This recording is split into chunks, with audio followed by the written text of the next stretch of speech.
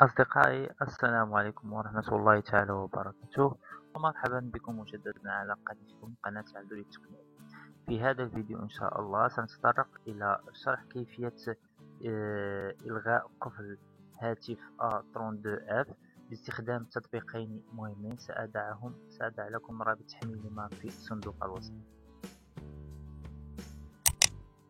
قبل الانتقال إلى الشرح، لا تنسوا الاشتراك في القناة والضغط على زر الجرس ليصلكم كل جديد. إذا لننتقل إلى مرحلة الشرح.